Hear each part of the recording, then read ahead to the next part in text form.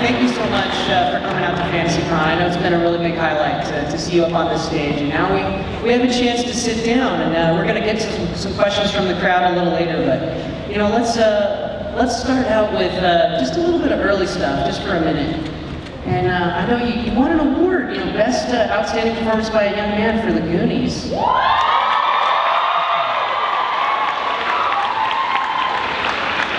Yeah, I remember that. I remember feeling nervous that if I was selected, then the other 4 people wouldn't be selected, and I felt bad. That was, yeah, I'm very egalitarian that way. So they called my name, and I went up, and it was already it was weird. There sort of wasn't time to do a thank you speech, but I raced through the names of the other actors the other young performers, so that's my body memory of that moment. Well, you know, you started out, I think, great, and I don't know if how many people, oh, you don't want to. That's enough already. Yeah. I don't know if many people know about your short film that was nominated for an Academy Award. Yes, it was my second short film, and it was called Kangaroo Court, starring the late great Gregory Hines and Michael O'Keefe, the young Vicella Shannon, and a host of other really talented African-American actors. And the premise was, well, okay, here's an interesting thing. So, they really wanted me to be an Encino Man.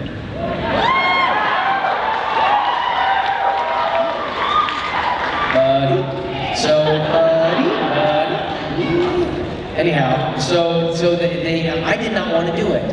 I had just played a drug addict in Where the Day Takes You, and I thought of myself as a very serious actor at 18. And so, but they had hired Brendan Fraser, who had just done School Ties, which hadn't come out yet, and so they hired him to play the goofy caveman. They found Pauly Shore to play the goofy sort of friend, sidekick, but they needed the kind of stable one. And they really, I had just done Toy Soldiers, and they really wanted me. Thanks, Mom. I love that bit. That's my favorite. I mean, you can only use it once, though. I don't think I did it in the other 2 panels, but all right. So anyhow, so they offered me a certain amount of money, and my agent said, you know, they want you so badly. And I said, well, you know, I just made this amount for whatever. I said, you know, if they were gonna like really pay me a lot. And they said, okay, is there anything else that you might want besides money, because that's as much as they're gonna go? And I said, well, I want to direct movies. I want to direct movies. If they let me direct a short film or something, then maybe I would do it. So I got on the phone with Jeffrey Katzenberg, one of the most powerful guys in Hollywood, and he said, Sean, don't blow the deal over X amount of dollars. I was like, Mr. Katzenberg, I am so flattered. Does it have to be this movie? Yeah, we've got a great marketing plan. The movie's going to be great. I was like, okay. So I got off the phone with him, and I called my agent, and I said no. And I remember the sound of my agent's voice, or it wasn't even his voice, it was like a smile he just, like, you don't come across sort of idealistic people. And at that particular moment, I was very idealistic. And he said, okay, we'll pass. So my wife and I went on a trip around Europe, a Eurail trip. You get Eurail passes and you can jump on and off when you want, and it was amazing. It's like, you know, 7 countries. We just had an amazing time. We were in Spain, in Barcelona, Barcelona, and gracias. De nada. De nada. So, I guess we're out of the World Cup now, but kidding. So I remember getting this message at the hotel. We're like, how did they find us at this? We didn't know what hotel it was going to be until like yesterday afternoon. But somehow the agents of the studio or whatever found us, and I had to call them. So I went to something, now kids, pay close attention. It's called a payphone. You gotta use coins? It's like a TARDIS.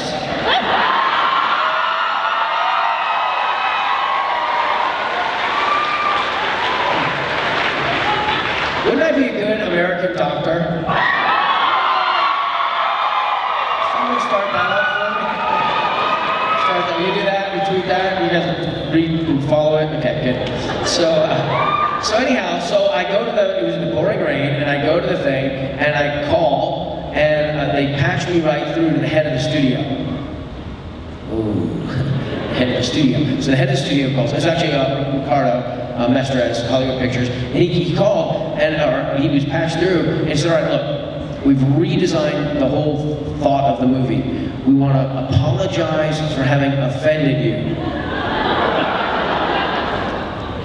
I wasn't offended, but it seems to be working, so okay, yes, apologize. You should be. So he says, we're gonna double your highest quote. Cha-ching. But I still wasn't there yet. It wasn't about money, man. It's about art. So then he says, and we're prepared to offer you a short film to direct. I said, sold. He goes, oh, and you can have like influence on your character or whatever. So anyhow, so I did that movie, which I think cost $7 million to make, Encino Man, and grossed like 40 or 50 million, and continues to live in the comedy. Infamy. Yeah. So anyway, so it was great. It was great. And then I went to do my short film.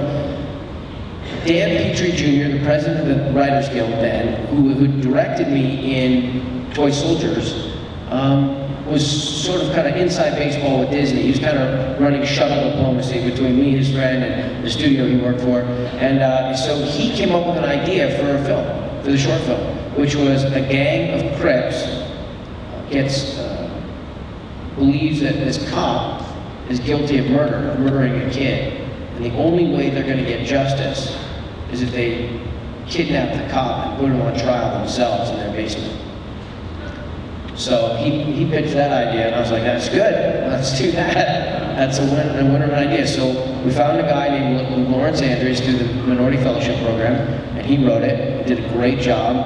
We went and made it, and it was nominated for an Academy Award.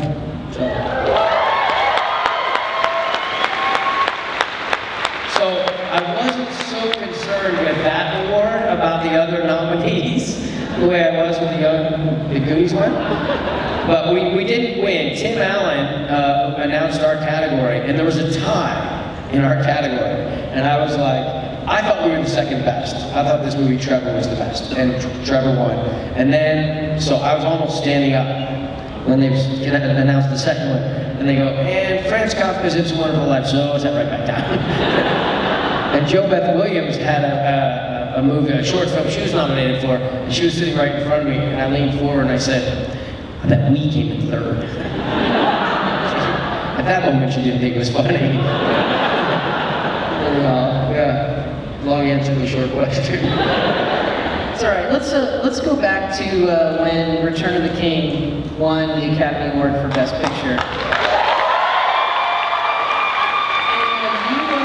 You're on stage with Steven Spielberg. I learned this in this book that Sean wrote, called There and Back Again, An Actor's Tale. And I thought this, what you said to Steven Spielberg was kind of funny. Do you remember the Goonies thing? I remember the first thing he said was, he goes, you guys did it. Liv Tyler was there, somebody else was there. He goes, you guys did it. You broke down the wall for fantasy and science fiction comic book film. He said there's 14-year-old kids all over the world tonight, glad somebody finally understands them.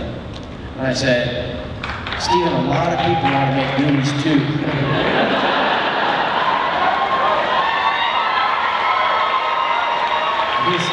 He said, let this moment be this moment.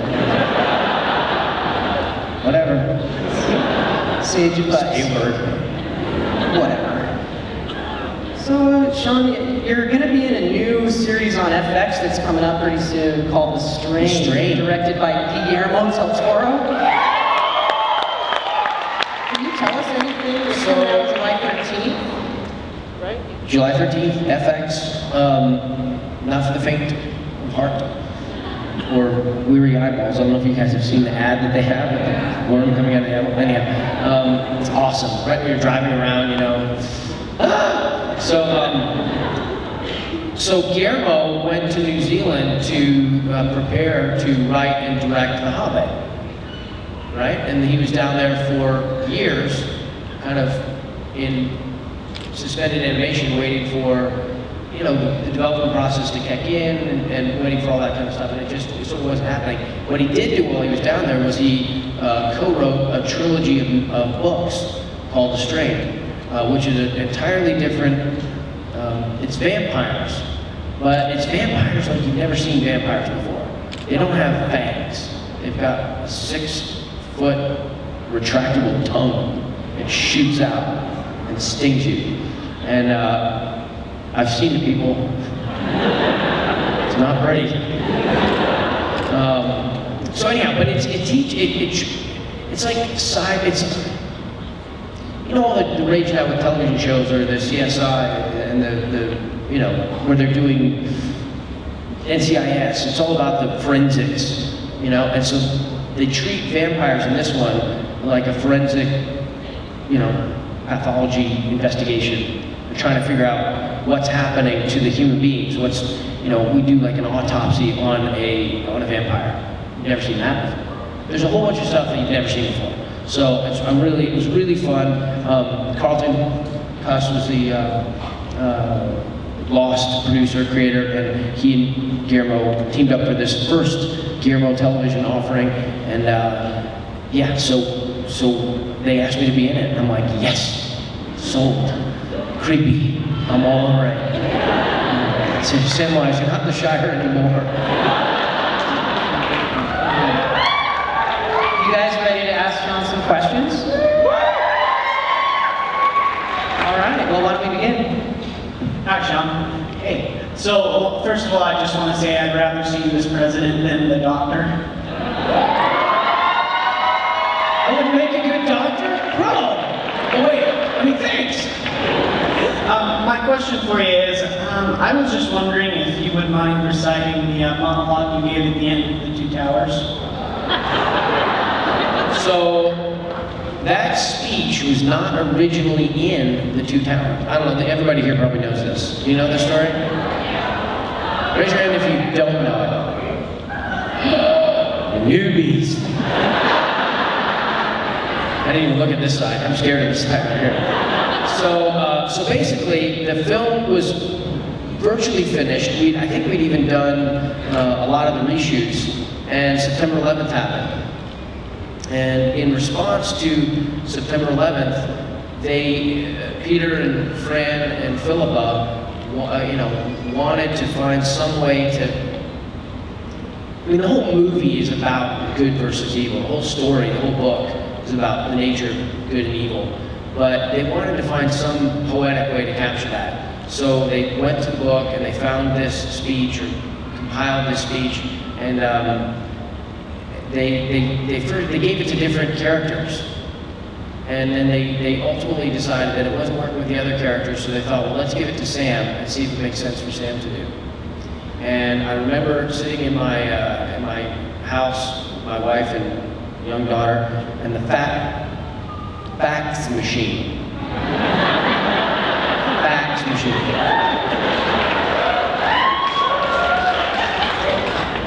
What my mom still has. Facsimile. It rolls up and it goes under and you can't. So anyhow, it came through the fax machine and I read this scene and I just thought, you know, it's just one of the greatest things ever. So it's like the great tales, Mr. Frodo, the ones that really matter. Folk in those stories had lots of chances of turning back, but when they didn't, they kept going. There's a whole lot of other stuff, but because they were holding on to something. And then what does he say? Say it again? Yeah, I liked what she said. That there's some good left in this world, Mr. Frodo, and it's worth fighting for.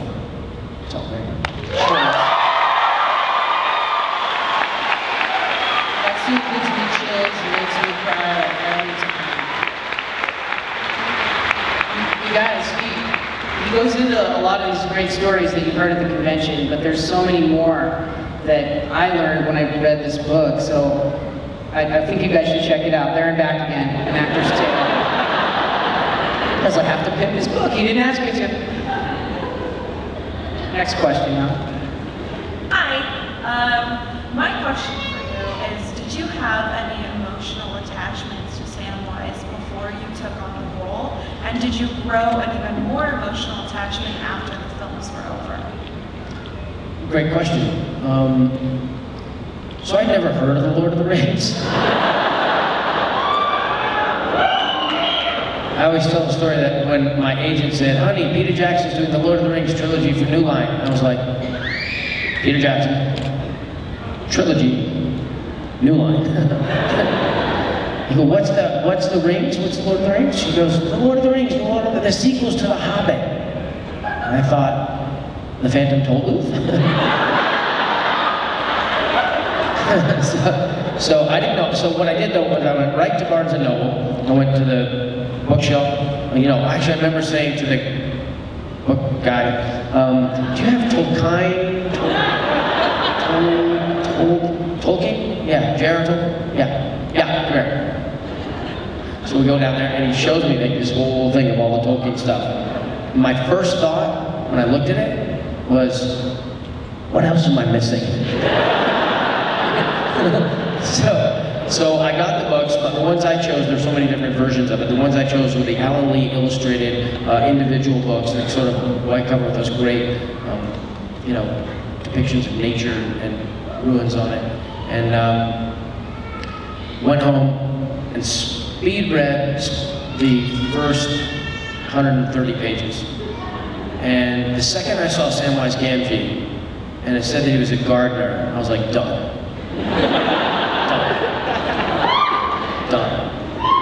My dad's dad was a scientist, head of the Bureau of Standards in Washington, now the National Institute of Science and Technology, and he...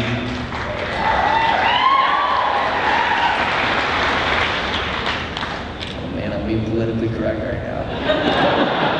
So, anywho, but he had this garden outside and this wonderful kind of grass belt, and he wouldn't let anybody touch it, his riding mower, but he let me. And I remember sort of standing on the back of it with my arms around him and going through his garden, and just I was able to tease my dad because he wasn't allowed to be on it. And then he would have these eggplant, tomatoes, squash, just all these really amazing vegetables and stuff. And he was so proud of growing them that no matter what this guy knew in terms of his huge position in Washington or whatever, the thing he understood to be, you know, the most important was putting your hands in the soil. And so I think he transferred that to me in concept. I live in LA where they don't do too much of that, but I'd also just gotten my degree in English, American Literature and History. So this is a sort of a bookish group then.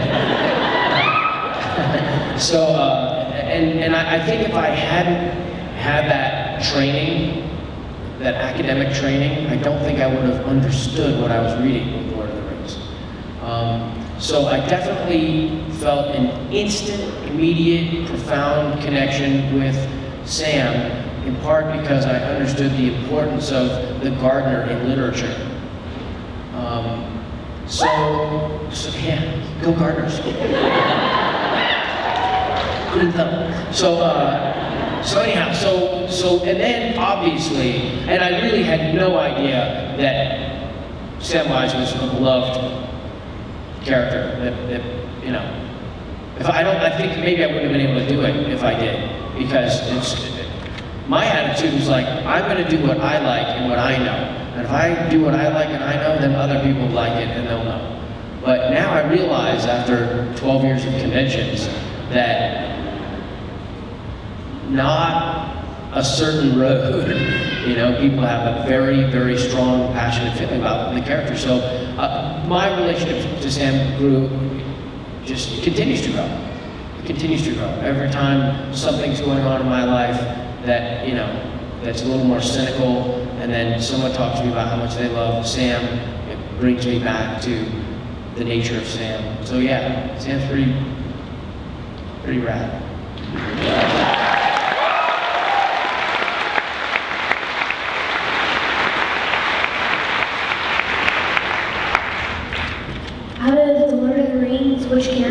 rather be? What's your name? Sydney. Sydney. How old are you? I'm 10. 10. Very brave to ask a question in front of 8 million people. I'm proud of you there. It's pretty good. Well, I always answer the same thing because it was true. Like when I read the script, or, you know, when we were talking about me doing Sam, there was one moment where I thought, why do you keep saying Sam, short, fat hobbit? Like, you know, I just ran the LA Marathon. I'm fit. And this was before I had to prove that I could be fat. But I said, what if I'm right for another character? And my patient agent said, well, who? I said, well, what about Strider? What's so funny? No, Aragorn, because he's so tough. Not Legolas, not quite pretty enough. Yeah, the dwarves, the idea of having beards on for that long.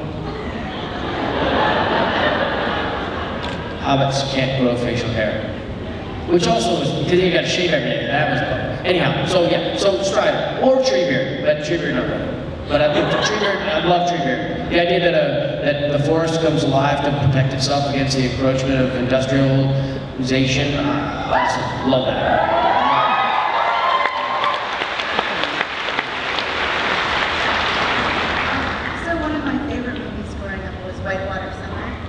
And so my question was it intimidating as a young kid to work with Kevin Bacon? Whitewater Summer is a movie that more people in line here in Salt Lake City have mentioned to me than have mentioned to me in all the conventions I've done previously. So, a couple people got the title wrong. They said I Loved You in River Wild, which was the other Kevin Bacon Whitewater Rapid, along with Meryl Streep. Was it intimidating? Yeah, it was. I think at that point I was very aware of myself and aware of you know, I was a teenager, young teenager. We'd done the Goonies. Yeah, I was pretty intimidated. We disarmed, you know, we had a table read before we went to Northern California to shoot it, and he was a lovely guy. Actually, when he was really intense and focused on the drama of it, because he's a pretty intense guy, I found it reassuring, because somehow when there's the crew, you're kind of aware of the guy holding up the boom, you're aware of the director and the producers behind the monitor, you're aware of, you know, the cable, sometimes you're just aware of things sometimes, and it's good to, and when you're acting, all that has to disappear, and Kevin, bam, he would go right at it. Right at whatever the intense drama was, and so all of a sudden I would key on him and kind of go into the world he was focused on, and before you knew it, you were like, oh, I guess I was in the world for a minute. So yeah, appreciate Kevin.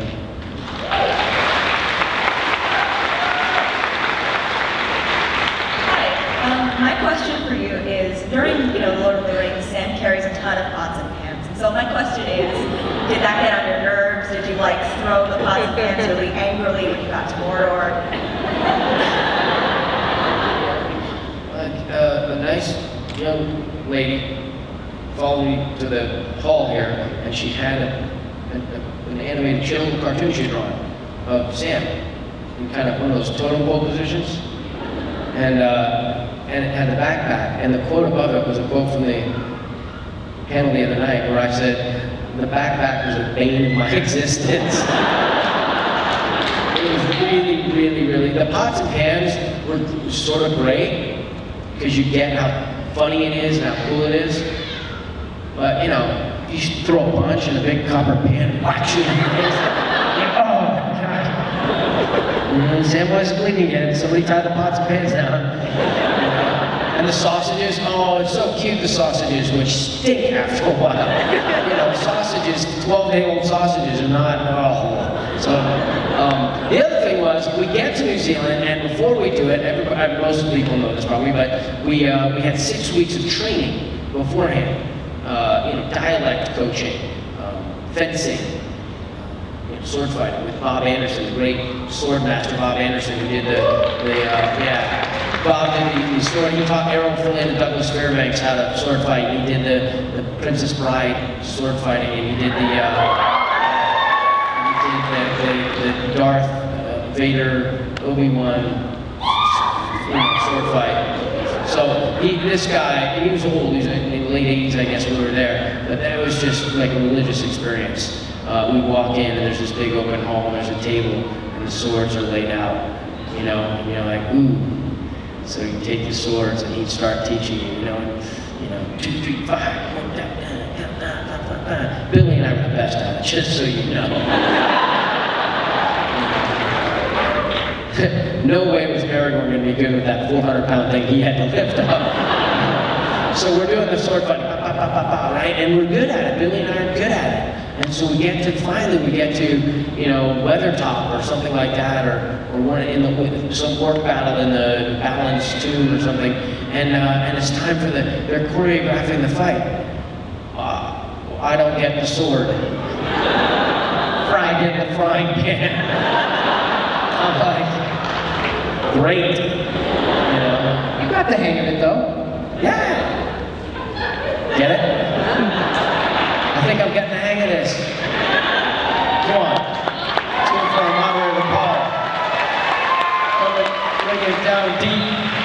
Anyhow, so the backpack, it's one of my treasured possessions now because he gave it to me. Peter Jackson gave it to me to bring home, and it has pots and pans in it. It has elven rope in it and a little pot, and so it's a very, very, very special thing. But it was, we did these movies for 2 years, and it wasn't 2 years like with a hiatus. We had a 2-week break at Christmas time, But the whole thing, we were there 4 in the morning to 8 at night, 6 days a week. If you weren't working for 3 days, it was fantastic. But most of the time, you were grinding it out, particularly as the movie went on and more shots that were required got accumulated, and they brought in more units, more directors, and so you're just always going from one set to the next set, jump in the van, drive over to another corrugated building with weird rock formation in it, and now you're fighting Shelob, and now you're gonna go over here, and now the cave trolls after you, and so it was like that. But every day they put it on you, and they'd cinch it down. Simon, the prop guy, would cinch it down in the back and tie it off. And it was at some points they tried to create little clasps; those always broke. The only way to do it was to cinch it down and kind of pull your arms back and dig in. And it sounds stupid, but after months and months and months of it, really a pain in the neck. So that's it.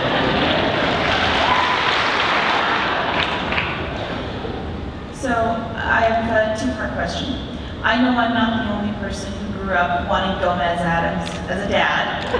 I was wondering what that was like, and did you ever get to work with him? My dad, John Astin, the original Gomez from the original television.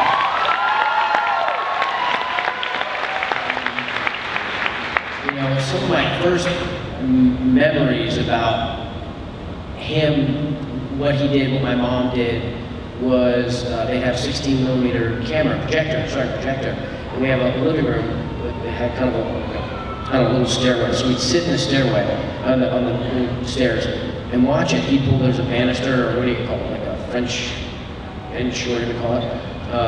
Bay window, it was like a bay window. So you'd open it up and you'd look at it and we'd watch it and he'd play backwards. And then so Gomez would go crashing into a coat of arms, and then he'd come uncrash. You know, crashing. So the idea of playing with space and time, the idea of comedy, the idea of just entertainment, and that you can do that, we had instilled in us at a very young age. My dad was and is a hippie. He's a classically trained Shakespearean actor. He teaches drama now at Johns Hopkins. He's 83, been teaching for 12 years. He's wonderful, he's just an amazing guy. Anybody that's ever met him or worked with him loves him to death. He coached Little League for us, but he didn't just coach Little League. He was the minor league commissioner. He was in charge of all of the Little League teams. Say again? Our team always won, yeah. No, well, here's the thing. Well, I didn't get to play on his team. I did one year, but the really cool year, my little brother Mackenzie, who played Will in Iron Will, and he was also in Facts of Life with George Clooney. Yeah, I'm sorry for mistaking you for him. But Oh, no. that's okay. I'm very proud of him. He's doing a lot of stuff lately. He's doing guest spots on all of the big shows right now. So, Mackenzie Astin, my little brother. But my dad picked all of the players that nobody else wanted. He picked all the Rudies.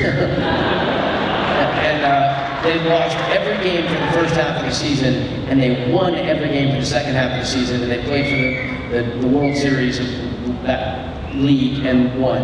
And it was a question of, he always says that he would rather take somebody who wants it more than somebody who has it. Because those people who want it really hard for it.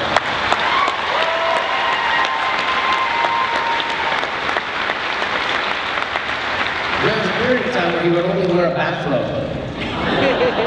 It's like he was Frank Zappa or something. He was wearing a bathrobe. But he was pretty great. Very, very laissez-faire father, for better or worse. Thank you for that question. For better. In my case. So Lord of the Rings and Rudy are two of my favorite movies ever. And kind of what you just said, how much training did you go through for Rudy? And what was that experience like playing football in that movie? So by the way, everybody, thank you for all your questions. I really appreciate all your questions. Thank you for that question. Well, my whole life I was training for Rudy. My whole life was about fighting to equip myself. I'm short, you know, really not that athletically gifted. I think I can do certain things pretty well. But, you know, when I'm on Little League teams, you know, a lot of the guys would go out for a light jog around the track to start for warming up. I blister around the track because I could do that. The other guys would then go out and play great. I didn't play that great, but I would sit on the bench. I'd be fighting to get in. I want to get in. It was amazing when I finally kind of got good for a short period of time. That intoxicating feeling, but yeah, it was my whole life, my spirit. You know, most people who know me are like, Sean's the only person who could have played that particular part. And I really appreciate that because I feel like it's true. I feel like that was God reached his hand down and put that part in my hand, and it was to help other people. In terms of the actual football, I had played flag football. Quite the same thing as Notre Dame, you know, is it 4A tackle football? But anyhow, so Al Cowling, OJ's buddy, was the football, before that, was the football coordinator. So I showed up at South Bend, where my wife is from actually. She's from LaPorte, or Rolling Prairie, which is 20 minutes west of South Bend. So, in fact, her grandmother had said years earlier, you know, Sean, you should really make a movie here. Sam Elliott did Prancer right down the road, you know, and you should do a movie. And I was like, well, Grandma, it doesn't really work like that. You sort of go where the jobs are, you know? And then next thing you know, I'm showing up starring in this, you know, studio TriStar, you know, I'm the title character in this movie. And she's like, see, I told you. So afterwards, you go back to like, you know, can you ask for a movie in Paris? Can you ask for a movie? But anyway, I remember AC going to Notre Dame. He, you know, taught me the three-point stance. We did shipper drills and all that stuff, and so we probably spent a week doing that, and then we made it. There was one point where, you know, bless the stunt doubles, because they really took the beatings, the punishment in the movies. I mean, one guy got his knee blown out. There's that great sequence where they're kind of in the mud, and they're just, it's a sort of tackling sequence. And they did a lot. But there was, at the very beginning, we were watching, and the stunt double would go up, and they were sort of worried about how they would fall. Like, well, let me plan, like, is there gonna be a bag? Is there gonna be something or other? And it looked like they were, you know, pulling up. I just kept saying, let me do it. The only way to do this is to go 1,000% right out. So Pete Roush is 6'4", 300-pound guy. I'm like, bam, as hard as I can. And whoa, it hurts. You know, so I did it because, and they thought I looked great doing it because I just went for it. And I actually think it's the way the greatest chance of not getting hurt is going 1,000%. I think there's a greater risk of getting hurt when you kind of pull up a little bit. So, but the doubles ended up getting that. And there was a moment where Pete, I always pick on Pete because he was, I remember this moment, he hit me, I felt my neck kind of buckle. And I thought, ooh, it's not a question of toughness, it's physics. So we had a stunt double do a lot of it. But I did take, there's another one, Polaroids. Kids, these are all things you can see in a museum. Telephone booths, fax machines, Polaroids. I would get beat up, and so I'd have my wife take Polaroids of my arm and stuff, and with bruises all over it, and I'd put those up on the mantelpiece, so, you know, people would come over like, how you doing? I'm like, I'm good. Yeah. There you go. My name is Joey, and I'm 11, and my question is, how strongly do you think you're related to your character Sam in the Lord of the Rings? Oh, Joey, thank you very much. How strongly did I relate to him? Well, here's something. I remember I was campaigning for a political candidate, a presidential candidate, and one of the staffers and I were at a Red Lion or something like that after all the work. We were sitting downstairs at the bar, and which is what all the great political operatives do. It's fantastic. And he said, I've got one question for you. I said, okay. Are you as good as Sam? No. No, I'm not. Samwise Gamgee is an ideal literary conceit. It's some of the best ideas, the best qualities that human beings have to offer. J.R.R. Tolkien took and he shaped it into Sam.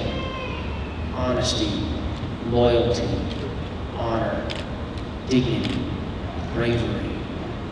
All of it goes on. All of those things are what Samwise Gamgee. So what Samwise Gamgee ultimately is this thing that you can sort of reach for in your life. You can reach to be a little bit more like Sam. You know, just a little braver, just a little more loyal, a little more selfless. If you could just almost touch it. So I identify with Sam. I remember at one point, I met at the first Oscars for the fellowship. We went to the Vanity Fair party, which is the party. It's the party you sort of like, if you were to go to a party, that's the party you want to go to. It's what everyone is. Even better than the governor's ball. Right across the street from Elton John's party, also a great party. So we go to this party, and you know, we're the BMOCs, man. We're the big men on campus in that room. And I remember Sidney Poitier was there, and he had been given a Lifetime Achievement Award. Denzel Washington had presented it. And he said, I walked up to him, and I said, Mr. Poitier, I just have to say, I said, to watch you stand there on that stage and plant your feet and own your own space with such dignity, grace, power, and pride, that frankly, sir, it's awe-inspiring. And he shook my hand. He said, here, stand up. Right? He goes, if you saw that in me, then it exists in you. And don't you ever forget it.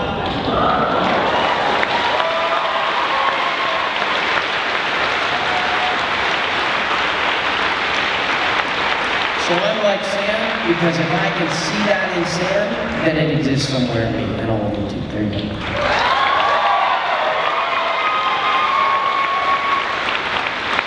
Sam's the only character in the history of Middle-earth to ever give up the One Ring. It's fun how we shot that, actually, because I did. First of all, people come up to me with their One Ring around, and they're like, will you hold it? And I go, nope. I'll point at it, I'll make a face for you, but I'm not going to hold it. You know, and sometimes there'll be a special needs person, and you can just tell that that's going to make their life, and you're like, we got rid of that thing, man. It was hard work. Up the volcano, into the fire. Guy lost his finger, you know? Hit on the head, we don't want the ring anymore. But the way we shot that up in the Tower of Kirathunga, which I was thrilled to shoot because I finally got to stab somebody. I got to stab Shagrat, or whatever his name was. And yeah, what is it? Shy guy, right? Not if I stick you first. Not if I stick you first. Yeah, exactly. So, oh gosh, that's satisfying. Like, oh, so great. Everybody else got to kill people. But then we do the scene where he wakes up and he's like, it's gone, Sam, it's gone. And I sort of go, no, Mr. Frodo, or whatever. It's beg to differ, or whatever I say. It's here. And he gives that look. And first of all, it was a bad wig day.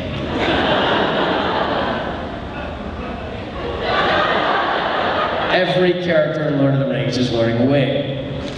Legolas, Aragorn, everyone. Okay. All the hobbits.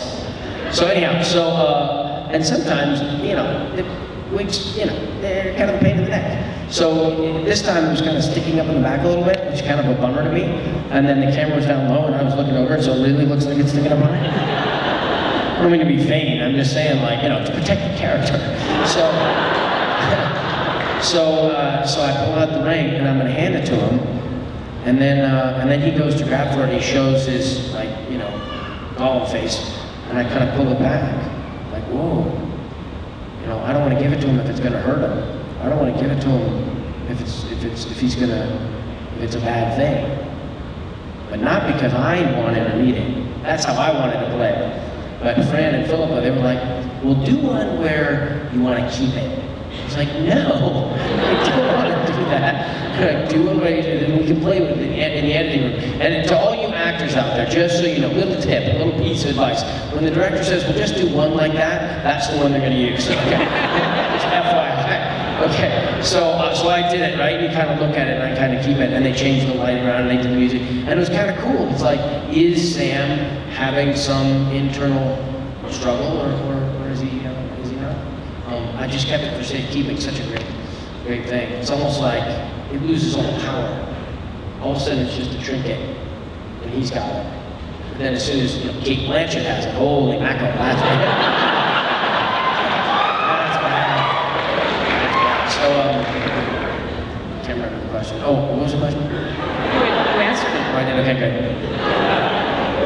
Hi, John. Thank you. Hold on one second. Just so you know, when we're almost out of time, what I like to do is cap the line for questions. In fact, you should probably cap it now. Yeah, and then one more question after this. Right on. No. What we do is speed round. Everybody asks their question and I wait, and then I answer what I can afterwards.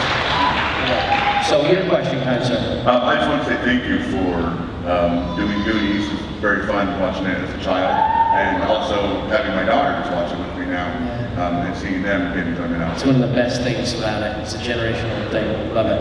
It is great, and I also wanted to ask you, last year you filmed Freemasonry here. What did you think of our lodge? I'm a member in one of the lodges. And what did you think of our Salt Lake Temple and filming in Salt Lake City in general? All right, so the movie is called The Freemason. Actually, the producer has a little booth out here. He's selling DVDs and posters from it. Joseph James, one of the most determined human beings. He has absolutely got the Rudy spirit going. First of all, I did Forever Strong here.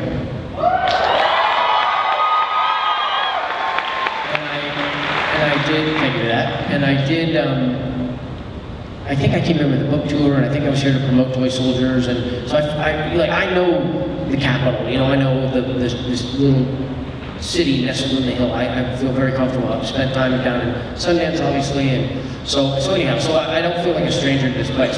Coming to do The Freemason, well, it was interesting. They said, do you want to do a movie called The Freemason? And my first question was, are the Freemasons behind it? I actually did an essay, a senior essay, like a 25-page essay on Freemasonry in Europe, like 18th century Freemasonry.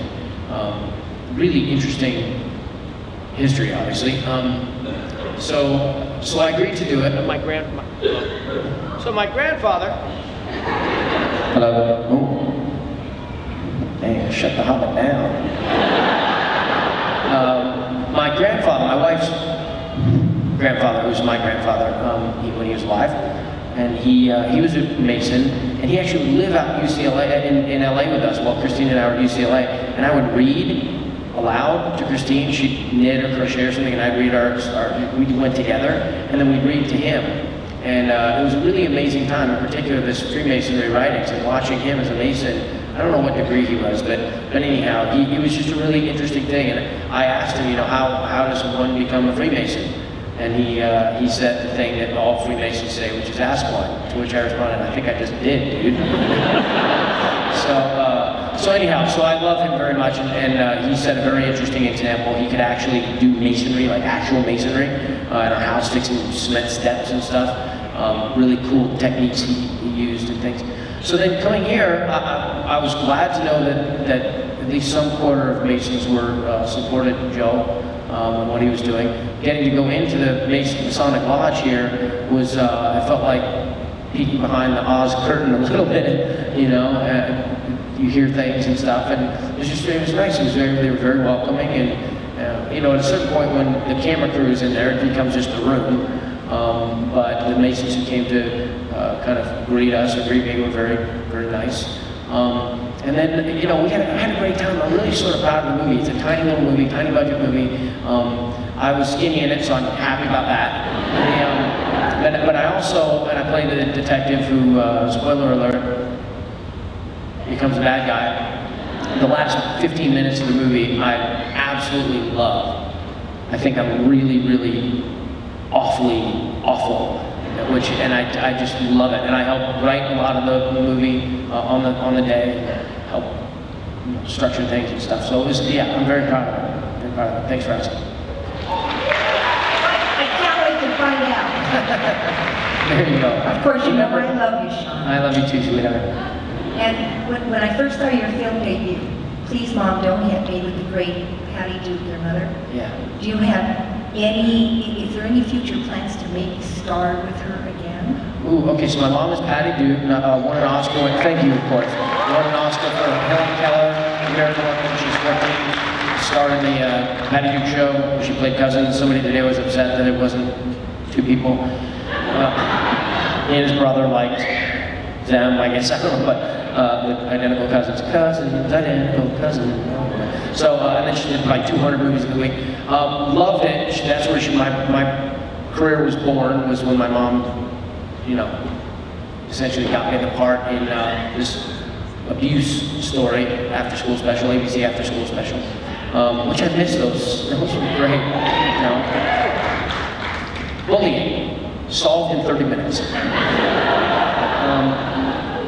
So, yeah, so we have talked about a lot of different things. I wrote a script for her and my brother to do, and me, right before Lord of the Rings, right out of college actually, called Vindicating Jack, where she plays this grandma, and I'm a senator and a congressman, and my little brother's a kind of Jack Kerouac sort of figure, and anyhow, didn't quite get that done. But she's got some other stuff she's working on right now. She's gonna, I don't know if I'm allowed to say it. She's going to do a one-woman show. Mary Tubman. You didn't hear me say it. Anyhow, yeah, it's going to be very exciting for her, for everyone. She's been working on it for a long time. And she also wants to do there's some ideas in play. But, you know, we're not getting any younger, so better do it now. You know what I mean? So if Sam were to do some weird crossover with some other movie or TV show, what would you like to do Sam in?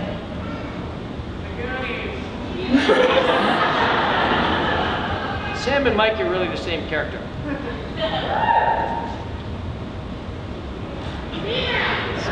Next. Oh, I'm going to answer it, but we're going to speed round so everybody gets their question. So I just would like to know if you will recite the classic Goonies line, and how did you become part of Forever Strong? Okay, next. I was just wondering if you would do a shout out to my friend since she wasn't able to be here today. What's her name? Jessica Davis. What's up, Jessica? Okay, next. Oh, you missed it. What's up, Jessica? Thank you. No, come on, you guys, you gotta help her out. No, too late. First off, I think you would be like one of the greatest doctors ever. And my question is, what is the most memorable experience you had on set of Lord of the Rings? Okay.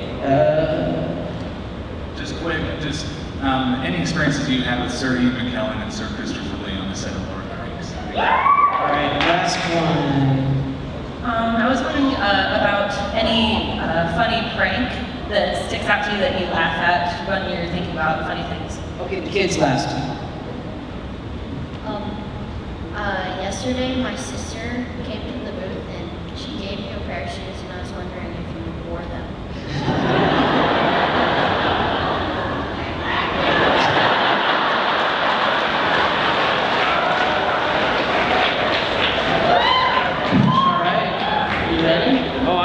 I'm ready. I'm ready. So Sam, crossover dress.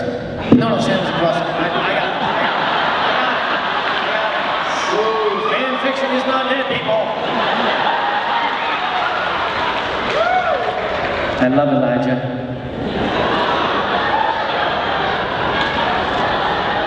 It'd be great to see Sam in Patton. Actually, there sort of is a Sam character in Patton, his aide. You guys know how Sam got created? Who he's patterned after?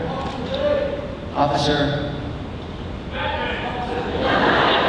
Basically, there were these things in the First World War, these guys, British soldiers, enlisted soldiers, called Batmen. Not Batman, even though it's spelled the same way, but Batmen. And their job was to attend to the needs of the colonel. So cooking the colonel's food, getting the colonel's uniform, spiffy, doing everything. And these guys were characterized by their undying loyalty and their exceeding bravery. And so Tolkien had occasion, I guess, to interact with some, and he designed Sam after that. We're basically out of time. Okay, a Goonies line. Don't you guys see? Don't you realize? Chester Copperboy was a pro, and he never went this far. Goonies never say die.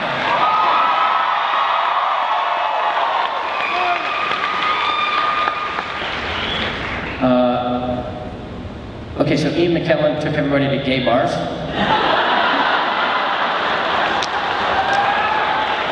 had more than 1 or 2 cigars with Christopher Lee. Sir Christopher Lee. Most memorable experience of Lord of the Rings was just being with my wife and daughter, Allie, who played Eleanor in the third film. Just being with them everywhere. Yeah. We were on this DC-3 airplane, this World War II style airplane, going from Wellington down to Queenstown. I wore the shoes all night long, which is why my feet are so sore now. Funny things. I have to think about that one. I'm just naturally funny myself. And we're very glad that Sean came. I'm Paul Jeunesse, off of here in Drag Series. This is John Astin. Thanks, everybody. God bless you. Thank you. We'll see you at the table. Thanks a lot.